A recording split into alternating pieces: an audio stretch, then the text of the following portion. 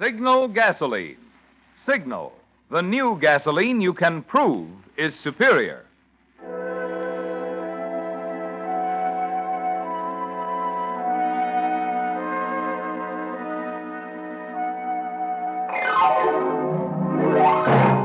The Signal Oil Company and your neighborhood Signal dealer bring you another curious story by The Whistler. Tonight, phone call from death.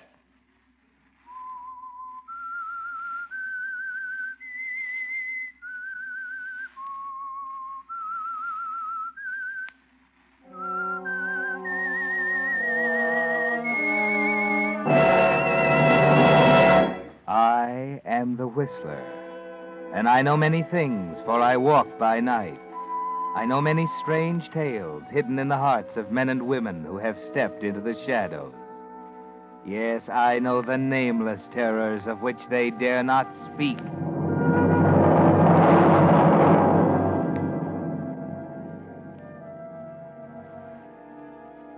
Always a bridesmaid, never a bride. You know the old saying. But have you ever thought how that thought must rankle in the minds of women to whom it is applied? Helen Liversy, for instance. Ellen always seemed to lose out with the men she set her cap for. And who can say what emotion plagued her now that she could no longer be called a young woman? She didn't show it, of course, even when men came to her about their troubles with other women, like Glen Reed. It's maddening, Ellen. What am I going to do about her? There's nothing much anyone can do when a girl falls in love. Don't say that. She's not in love with Paul Carroll. She can't be. Glenn, pull yourself together.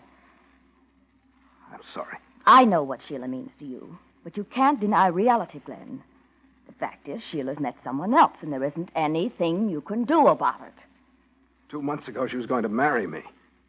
I didn't know that. Well, not a definite promise, but until Carroll came along... What has she told you about him? Glenn, you can hardly expect me to tell you You've what... got to tell me, Ellen. I've got to know. I don't think I have to violate a confidence for anyone. But you said she's in love with him. How do you know? Did she tell you? Yes, she told me. I don't believe it. Really, Glenn, if you're going to behave this way... I know I'm a fool. But, Ellen, if you knew what all this is doing to me... I think I know. Ever since Sheila met Paul Carroll, she's been infatuated with him. And I can understand why. But why can't she see her money's made a hit with him, too? Oh, Glenn, lack of money doesn't mean anything to Sheila. I've certainly never been wealthy. Why, the jobs I've had. Dime store clerk, telephone operator, stenographer, and now secretary. Yet Sheila and I have always been close friends. Very close. Ellen, I'd do anything. Humiliate myself, anything, if she'd only let me talk to her. Do you want me to call her for you, Glenn? Oh, no. No, I wouldn't want you to do that. Yes, you would. When you called me this afternoon, I knew that's what you wanted me to do. I'll call her right now. Well, all right, if it isn't too much trouble. You know it isn't. Oh, that's a silly thing to do. I started to dial the wrong number. Well, good heavens. Hello? Why, Sheila, what a coincidence. I was just trying to get you... Sheila, what is it? What's the matter, Ellen? Sheila, I can't understand you. Sheila! Sheila! Ellen, what's wrong? What's happened? I don't know exactly. She seemed terrified. Something about someone trying to break into her apartment. And then her voice seemed smothered, and we were cut off. Oh, good Lord, we'd better get over there. Well, I'll call the police. Maybe they can get there quicker.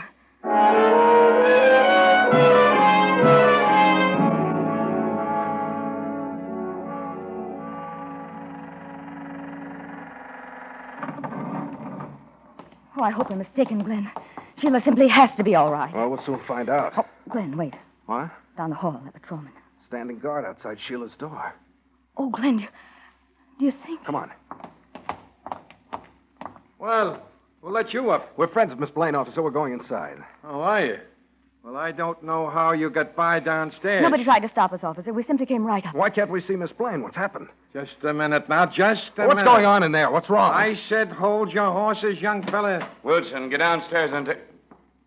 Who are these people? Well, sir, that's what I was just My about... name's Helen Liversy. I called police headquarters about Miss Blaine. Oh, yes, Miss Liversy. I'm Captain Hazlitt of the Homicide Division. Homicide? Captain, what's happened? Sheila Blaine has 2 bullets in the back of her head. She's dead.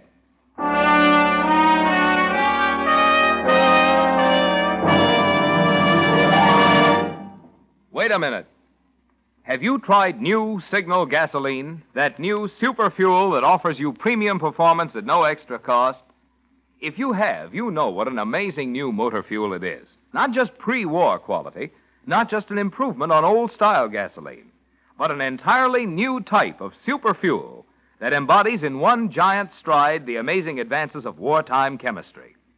For Signal is the new gasoline you can prove is superior. With new Signal in your tank, you immediately notice 1, quicker starting the moment you touch the button. 2, faster pickup. You actually feel it. 3, higher anti-knock. Just listen to that old motor purr, even on the steepest hills. And 4, you'll find you go farther than ever on new Signal, because you'll be shifting less, enjoying more economical high-gear miles. For you folks who like proof, there's a scientific reason why new Signal gives you all these advantages, and I'll be back later to tell you about that. But for the best proof of all, let a tank full of new Signal talk for itself in your own car. Let the quicker starting, faster pickup, higher anti-knock, and longer mileage show you why new Signal is the new post-war gasoline you can prove is superior.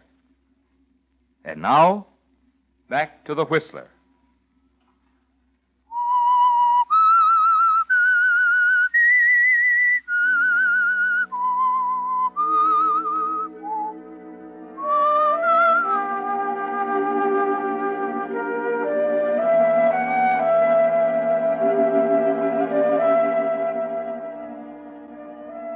Well, Helen Liversy, this time it looks as if you won't have even to be a bridesmaid.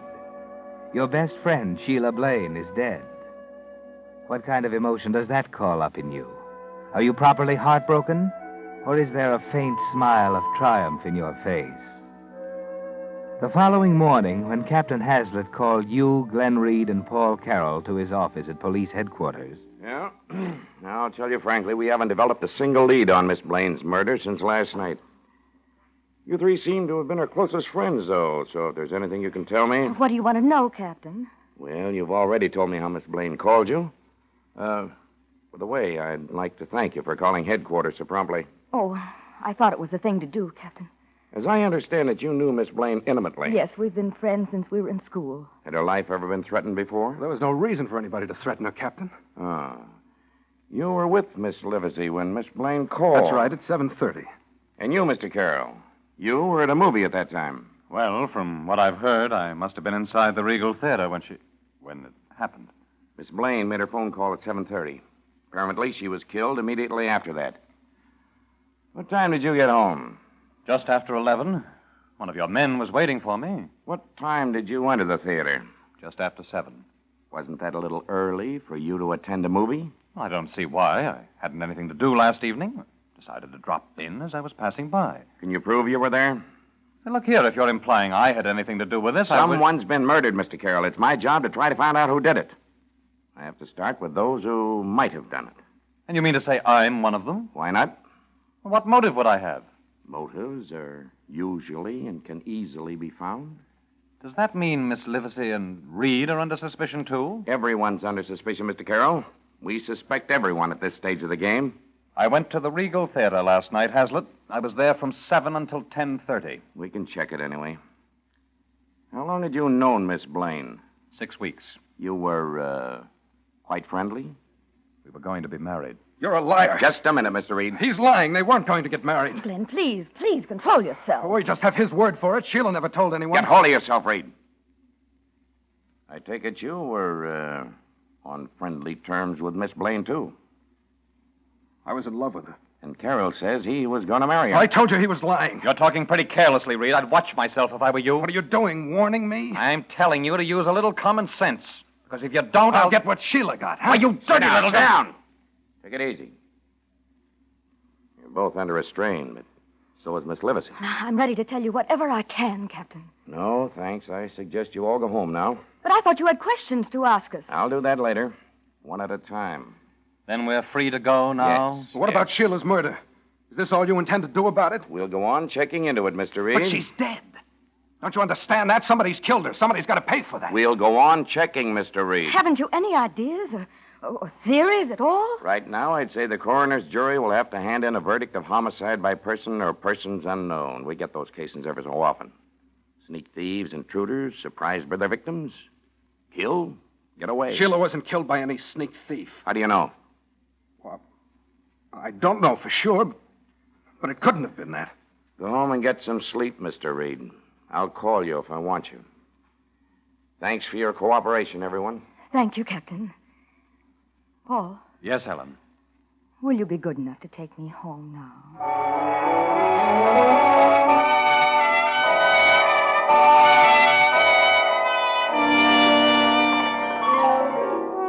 It's all quite a mystery, isn't it, Ellen?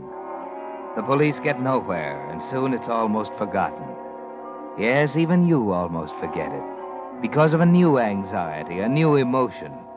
Your anger because you haven't seen Paul Carroll since that day he drove you home from the police station. With Sheila out of the way, you thought he'd be around much sooner, didn't you? You thought you could wait. But every day you're away from him. Well, he's very much in your mind the afternoon you face Wilson Andrews in his office. Wilson Andrews, Sheila's attorney. Before Miss Blaine's will is admitted to probate, Miss Liversy, I'd like you to read it, or if you prefer, I'll read it to you to give you the gist of its contents. Mr. Andrews, are you telling me I'm one of Sheila's heirs? Her only heir, my dear. Oh, no, that isn't possible. Surely you don't object Oh, to... but I couldn't. I couldn't take her money. My dear Miss Liversy, she wanted you to inherit her estate. And surely you can use $30,000. I don't know what to say. And she was quite fond of you, Miss Liversy. I'll always remember her great glee in describing how surprised you'd be. And Yes, I can imagine. if there are any questions you wish to ask, why... I think not, Mr. Andrews. Very well. Oh, yes, there's one question. When will I come into the estate? Almost immediately, I'd say. I hope this bequest will bring you much happiness, Miss Liversy. Happiness? Why, yes, perhaps it will. Perhaps it will.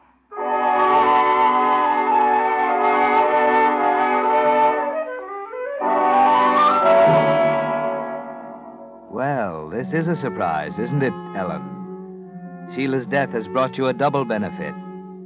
Now you're thinking more than ever of Paul. And now that you've become moderately wealthy, why shouldn't you put your money to good use? The clothes you've never had, a new, bigger apartment, a chance to make Paul Carroll notice you. But instead of Paul, across the luncheon table from you, you find Glen Reed. You're looking awfully attractive, Ellen. New hat? Knew everything. I felt guilty about it all until all the time I was splurging. Yet I knew it was exactly what Sheila would have wanted me to do. Why did you invite me to lunch, Glen? I had to talk to someone. The police still haven't made any arrests. They won't arrest anyone the way they're going about it. It wasn't any sneak thief who killed Sheila. What makes you so sure of that? It couldn't have been. It had to be somebody else. That isn't enough to go on, Glen. You'll need evidence of some kind to make the police change their mind. I don't have any evidence, but I have a pretty good hunch. You mean you suspect somebody? Paul Carroll. Oh, now, Glen, that's ridiculous. Is it? You know Paul can't be guilty. He was at a movie when it happened. The police even found an usher who remembered But him. that doesn't mean anything. He could have sneaked out a side exit soon after he went inside. Nobody remembered seeing him come out. But what motive could he have? Why would he want to do it? Because he found out he wasn't named in Sheila's will. He was counting on her money. Then he found out how she really felt, so he killed her. But Glen, by the same token, I'd have a motive for killing her because I knew I'd inherit her money. But you didn't know you were named as her heir. Oh, yes, that's true. Besides, we know neither of us killed her. Carol's the only one who had both the motive and the opportunity. Glen, he was at that theater. So he says. Well, what are you going to do about it? You're going to go to the police? I don't know yet. All I know is I won't let Sheila go unavenged. I'm going to find out who killed her. And when I do... Please don't do anything rash. Now, promise me you won't do anything you might regret later. Promise me, Glen. I'm not promising anything. Oh, don't tell anybody what I've just said. I'll take care of this in my own way.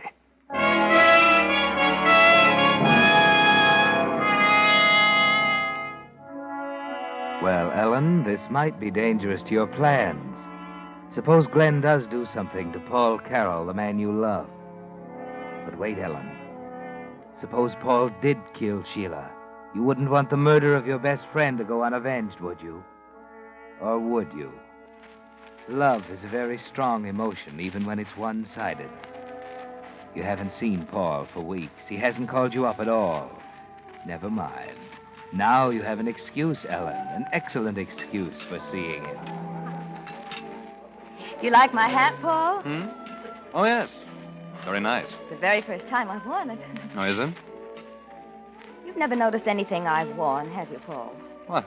What makes you say that? Oh, no reason. Why did you want to see me, Ellen? Oh, because we both loved Sheila.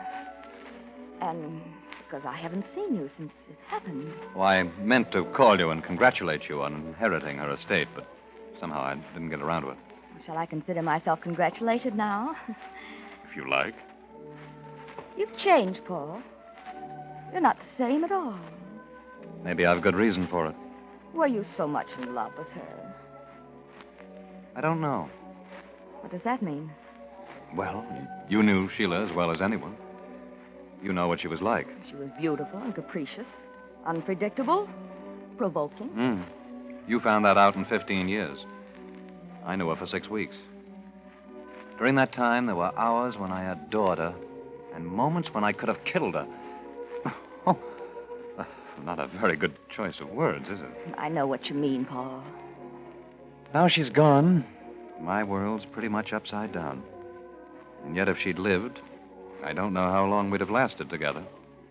Were you really going to get married? Well, I'd have persuaded her to. Then we'd probably have split up in no time, and I'd have been just as broke as I am now. But you don't sound as if you were really in love, Paul. I'm not trying to kid anybody, Ellen. I'm just telling you how I felt. Glen Reed doesn't think you were in love with Sheila. Yes, I gathered as much that day at police headquarters. He thinks you killed her, Paul. Well, that's insane. What's the matter with that idiot? Is he going around spreading that kind of gossip? Oh, no, I don't think so. He told me about it yesterday, though. That's the real reason I wanted to see you. I thought I ought to warn you. Has he gone to the police? Oh, he said the police wouldn't believe him. You bet they wouldn't. But please be careful, Paul. Please don't take any chances. Don't worry. I'll talk to him. Get him straightened out. Oh, no, please don't go near him. No, that might only stir up trouble. And if anything happened to you, Paul... Oh, I'm sorry. Oh, I didn't mean to betray myself. I mean... Oh, it's shameless of me to talk like this. But I'm free to tell you now. I'm in love with you. And if anything Ellen, happened... don't. If anything at all happened to you... I could never tell you before. Sheila was my dearest friend. But just like Sheila, the first time I saw you, I fell in love with you, too. Now you know. Oh, I'm a fool for telling you this way. But I don't care. I have money now, Paul. We can share it together. I'm not ashamed of myself. I'm proud. I want to stand up here and tell everyone. Ellen, I think we'd better go. Oh, Paul, please. Please let me finish. It wouldn't do any good, Ellen. Oh. I'm sorry. I don't know what else to say. There's nothing else to say, Paul. Shall we go?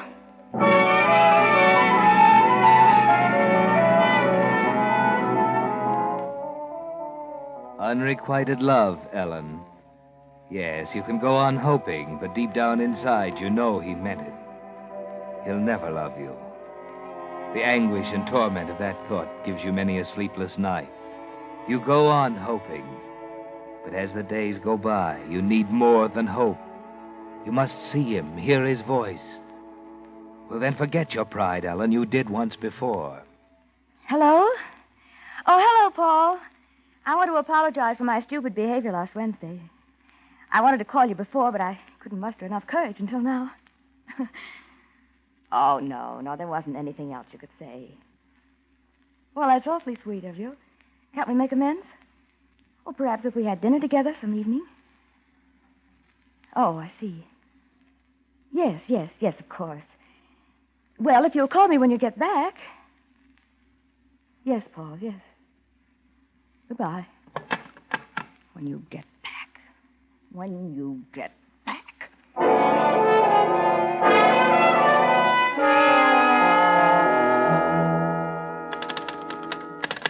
hello, operator. Operator, we were cut off.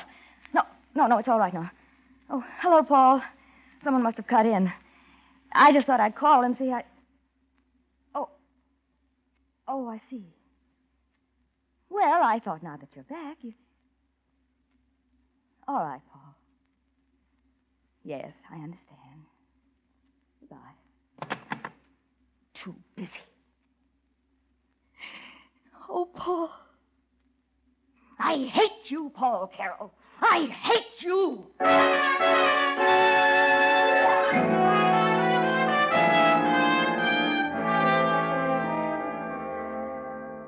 You never thought you'd say those words, did you, Ellen? You didn't remember that love is an emotion very close to hate. But now you know. Paul Carroll doesn't love you, never will love you. He's avoiding you. He's too busy. You hate him now, don't you, Ellen? You're going to take that hate out in action, something drastic, aren't you? Hello, Glen Reed?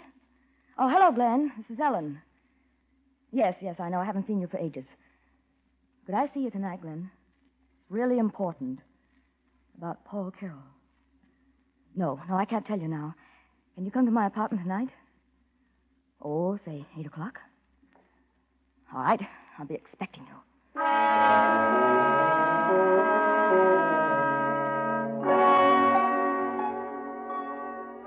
Yes, you're going to do something drastic, aren't you, Ellen? So you work fast. And you're ready when Glen arrives at 8.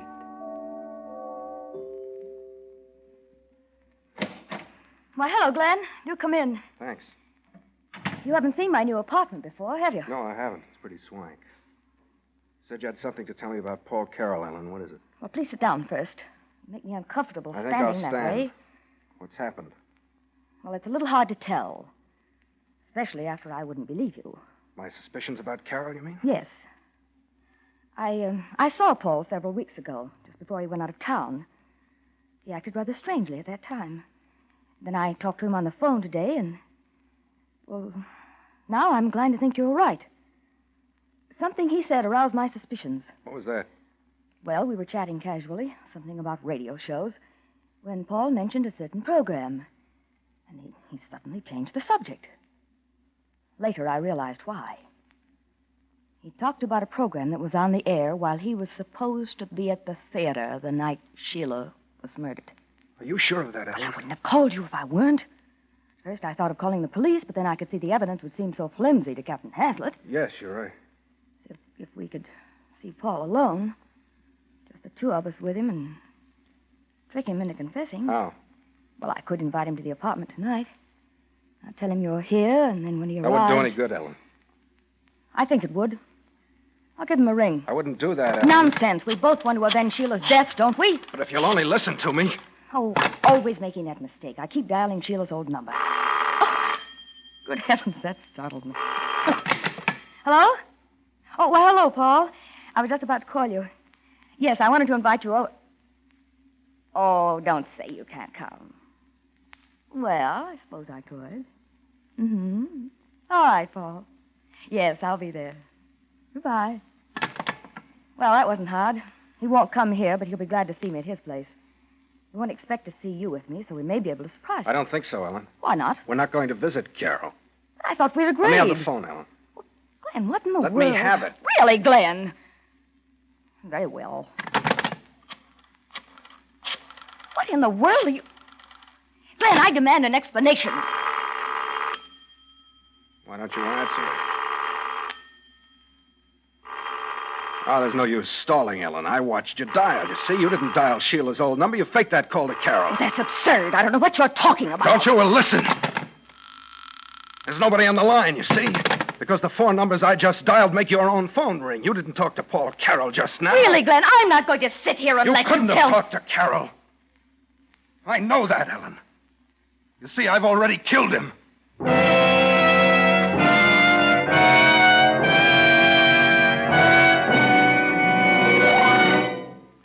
The Whistler will return in just a moment with the strange ending of tonight's story. Meantime, I promise to give you the scientific reason why new post-war Signal is the gasoline you can prove is superior. Why, it actually has quicker starting, faster pickup, higher anti-knock, plus the economy of more high-gear miles. Well, you see, gasoline is composed of countless different hydrocarbon molecules. In pre-war gasolines, the molecules were left just as nature made them. But under the impetus of war, chemists found how to take the molecules themselves apart, actually how to rearrange the atoms within the molecules. The result is the thrilling, amazing power of Signal's new gasoline, bringing you performance so immediately apparent you can feel it, see it, hear it. Make it a point this week to drive into one of the friendly stations displaying Signal's familiar yellow and black circle sign and say, "Fill her up with new Signal." When you touch your foot to the accelerator and feel that old motor get young again, you'll know why new Signal is the gasoline you can prove is superior. And now, back to the Whistler.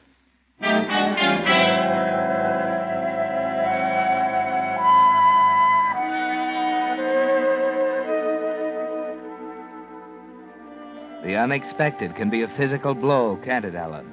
Almost like the promise of death itself. Glen's words completely upset your elaborate little scheme. You stand in horror as it crumbles about you. Glen, you can't be serious.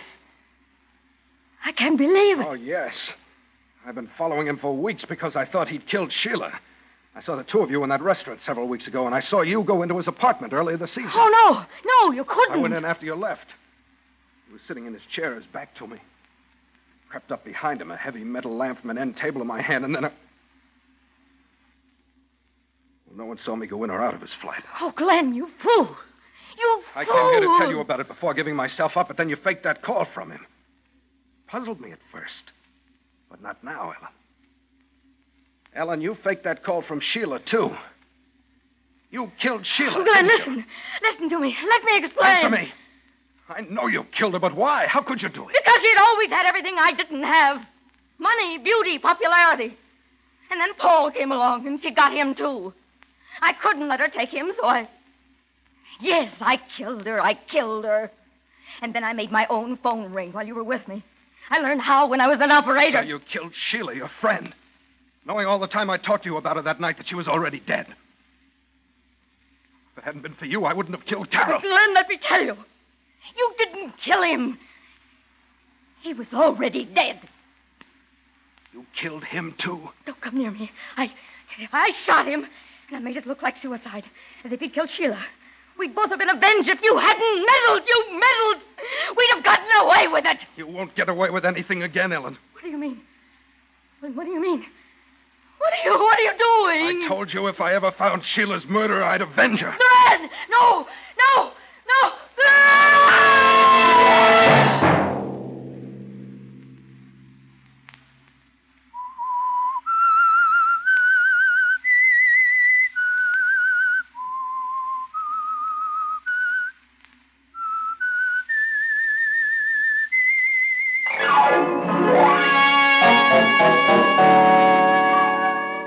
Next Monday at 9 o'clock, The Whistler will bring you another strange tale. The Whistler is broadcast for your entertainment by the marketers of Signal gasoline and motor oil and fine quality automotive accessories, and by your neighborhood Signal dealer. This program, directed by George W. Allen, with tonight's story by Leslie Edgley, music by Wilbur Hatch, is transmitted to our troops overseas by the Armed Forces Radio Service. This is Marvin Miller speaking, and suggesting that you try new Signal, the new gasoline you can prove is superior. This is CBS, the Columbia Broadcasting System.